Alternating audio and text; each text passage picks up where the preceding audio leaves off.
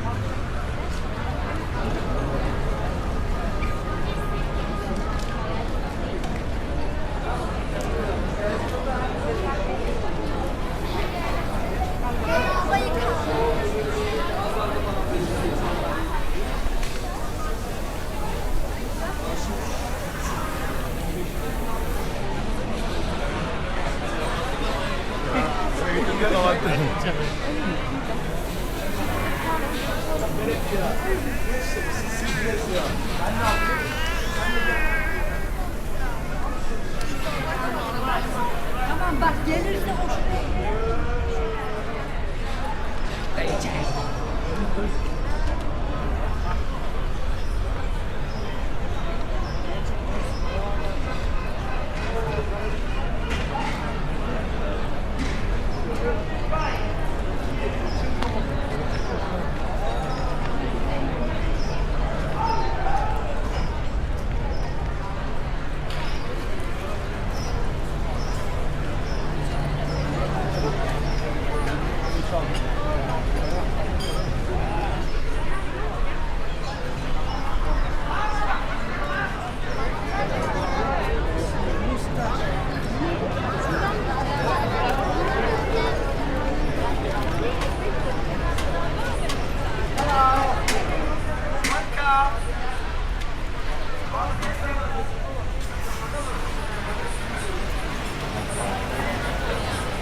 Hello bro, yes, Rasta, check.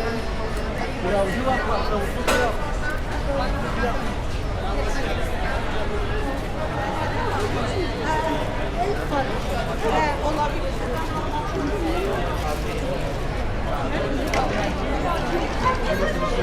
Gel gel hadi oraya gidelim.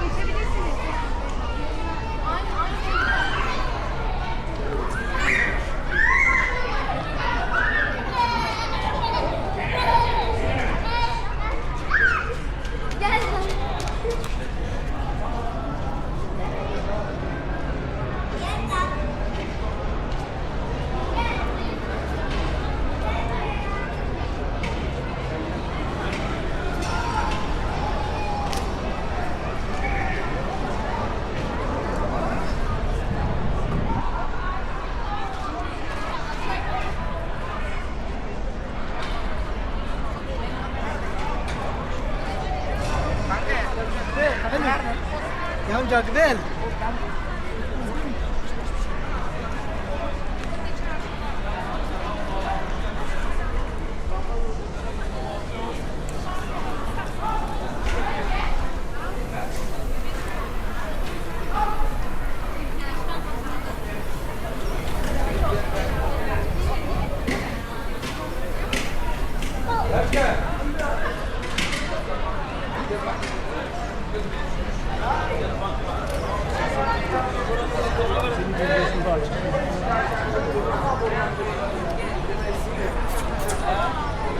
This one is so cheap, but